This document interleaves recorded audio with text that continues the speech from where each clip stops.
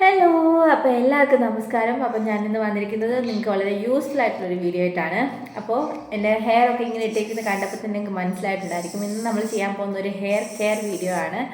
അപ്പോൾ ഞാനിവിടെ പുറത്ത് താമസിക്കാൻ തുടങ്ങിയതിന് ശേഷം ഏകദേശം ഒരു 5 ഇയേഴ്സിന് മുകളിലായിട്ട് ഞാൻ നമ്മുടെ നാട്ടിൽ നിന്ന് വിട്ട് പുറത്ത് താമസിക്കാൻ തുടങ്ങിയ ഒരാളാണ്. നമ്മളെപ്പോഴും ക്ലോറിനൊക്കെ ഉള്ള വെള്ളമായിരിക്കും ഉപയോഗിക്കുന്നത്. അല്ലാതെ ഫ്രഷ് വാട്ടറിലൊന്നും നമുക്ക് മുടിയൊന്നും കഴുകാനായിട്ട് സാധിക്കുന്ന ഒരു കണ്ടീഷൻ ആയിരിക്കത്തില്ല എപ്പോഴും. അപ്പോൾ അങ്ങനെയൊക്കെയുള്ള സാഹചര്യത്തിൽ ജീവിക്കുന്നവരാണെന്നുണ്ടെങ്കിൽ ഞാൻ ഈ പറയുന്ന കാര്യങ്ങളൊന്നും ശ്രദ്ധിച്ചാൽ നിങ്ങളുടെ പ്രശ്നങ്ങളൊക്കെ ഒരു പരിധി വരെ നിങ്ങൾക്ക് കുറയ്ക്കാനായിട്ട് സാധിക്കും. അപ്പോൾ എൻ്റെ ഹെയർ ലോസ് കണ്ടിട്ട് ഞാൻ സ്റ്റാർട്ട് ചെയ്ത അല്ലെങ്കിൽ ഞാൻ എൻ്റെ ഹെയർ ലോസ് കാരണം ഞാൻ ചെയ്യാൻ തുടങ്ങിയ കുറച്ച് കാര്യങ്ങളാണ് ഞങ്ങൾക്ക് പറഞ്ഞു തരാൻ പോകുന്നത്. കാരണങ്ങൾ എന്തൊക്കെയാണെന്ന് നമുക്ക് നോക്കാം. ആദ്യം തന്നെ പല റീസൺസ് ഉണ്ടായിരിക്കാം.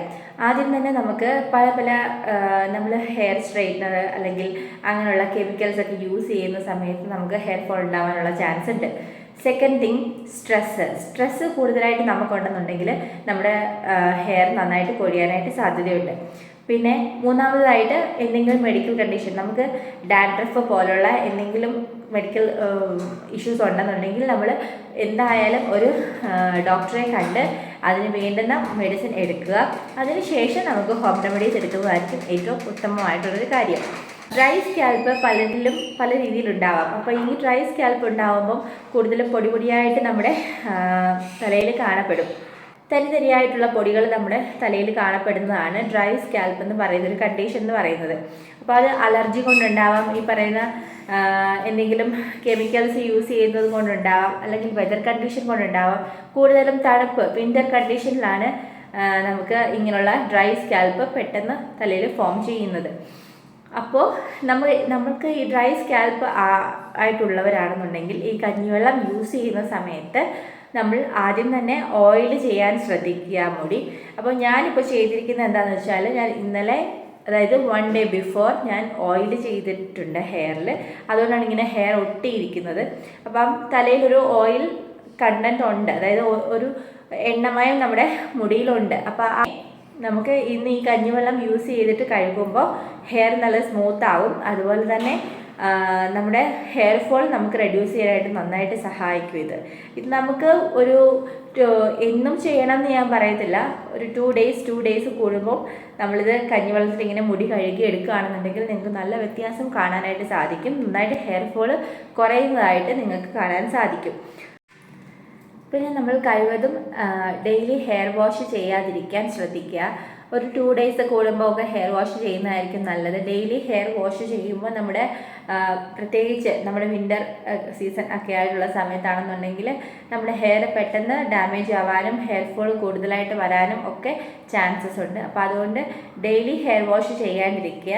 ഞാനൊരു 3-4 ടൈംസ് ഞാൻ സ്ട്രെയിറ്റനിങ് ചെയ്തിട്ടുണ്ട്, റീബോണ്ടിങ് ചെയ്തിട്ടുണ്ട്. അപ്പം അങ്ങനെ ട്രീറ്റ്മെൻറ്റ് ചെയ്തൊരു ഹെയർ. അപ്പോൾ നമുക്ക് വീഡിയോയിലേക്ക് പോയാലോ. അപ്പോൾ ഞാൻ ഇന്നലെ തന്നെ എടുത്ത് മാറ്റി വെച്ചിരിക്കുന്നതാണ് ഈ കഞ്ഞിവെള്ളം എന്ന് പറയുന്നത്. ഇത് ശുദ്ധ കഞ്ഞിവെള്ളമാണ്, ലൂസല്ല. അതുപോലെ തന്നെ ഉപ്പിടാത്ത കഞ്ഞിവെള്ളമാണ് ഞാൻ എടുത്തിരിക്കുന്നത്. അപ്പോൾ ഇത് പതുക്കെ നമുക്ക് ഹെയറിൽ തേച്ച് കൊടുക്കാം. അപ്പോൾ നമ്മൾ ഹെയറിൽ തേക്കുന്നതിന് മുൻപായിട്ടും നമ്മളെപ്പോഴും ചെയ്യേണ്ട കാര്യം, നമ്മൾ ഒരു കോമ്പ് ഉപയോഗിച്ച്, ഇതുപോലത്തെ ഒരു കോമ്പ് ഉപയോഗിച്ച് അകലമുള്ളൊരു കോമ്പ് ഉപയോഗിച്ച് നമ്മൾ ഹെയർ എപ്പോഴും ചീവി ഓടക്കെല്ലാം കളഞ്ഞതിന് ശേഷം വേണം നമ്മൾ ഇതുപോലുള്ള ട്രീറ്റ്മെൻറ്റുകളും ചെയ്യാനായിട്ട്. അപ്പോൾ ഫസ്റ്റ് നമുക്ക് ഇത് തേച്ച് കൊടുക്കാം.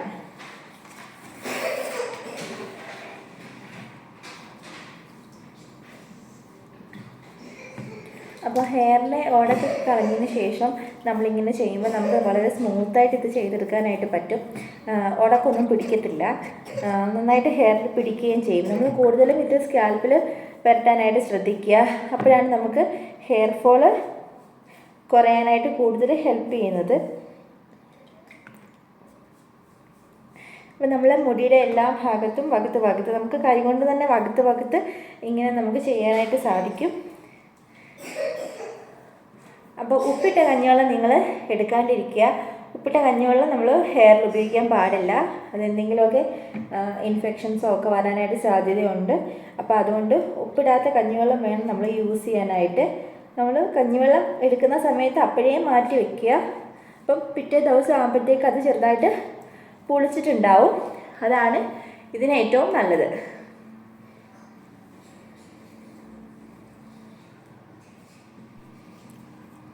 അപ്പോൾ ഇങ്ങനെ ചെയ്തതിന് ശേഷം ഒരു അരമണിക്കൂർ വെക്കുകയാണെന്നുണ്ടെങ്കിൽ അത്രയും കഴിഞ്ഞിട്ട് കാണാം. 10 മിനിറ്റ്സ് നമ്മൾ വെച്ചിട്ട് ബാക്കിയുള്ള ഐസ് വാട്ടർ കഞ്ഞിവെള്ളം ഉപയോഗിച്ചിട്ട് അത് മുടി കഴുകുകയും കൂടി ചെയ്തിട്ട് വേണം നോർമൽ വാട്ടർ ഉപയോഗിച്ചിട്ട് കഴുകാനായിട്ട്.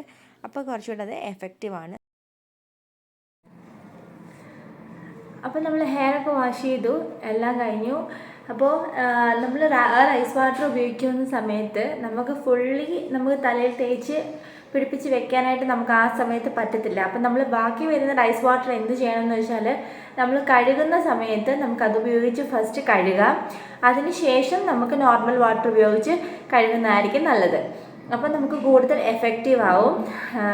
പിന്നെ നമുക്ക് ചെയ്യാൻ പറ്റുന്നത് ഈ തലയിൽ പെട്ടെന്ന് പനി പിടിക്കുന്ന ആളുകളൊക്കെ ആണെന്നുണ്ടെങ്കിൽ, അല്ലെങ്കിൽ ഇറങ്ങാൻ സാധ്യതയുള്ളവരൊക്കെയാണ്, നമുക്ക് പെട്ടെന്ന് തന്നെ അരമണിക്കൂർ വെക്കണം എന്നില്ല. ഒന്നെങ്കിൽ നിങ്ങൾക്ക് ഒരു 5 മിനിറ്റ്സ് വെച്ചിട്ട് കഴുകിക്കളയാം, അല്ലെങ്കിൽ ഒരു 10 മിനിറ്റ്സ് വെച്ചിട്ട് കഴുകിക്കളയാം. ഒരു ഹാഫ് ആൻ അവർ വെക്കാൻ പറയുന്നത് അത്രയും നമുക്കൊരു നല്ല റിസൾട്ട് കിട്ടാനായിട്ടാണ്. പ്രത്യേകിച്ച് പുറത്തൊക്കെ താമസിക്കുന്നവരാണെന്നുണ്ടെങ്കിൽ, വിൻ്റർ കണ്ടീഷനിലൊക്കെ താമസിക്കുന്നവരാണെന്നുണ്ടെങ്കിൽ അധികം നേരം വെക്കണം എന്നില്ല.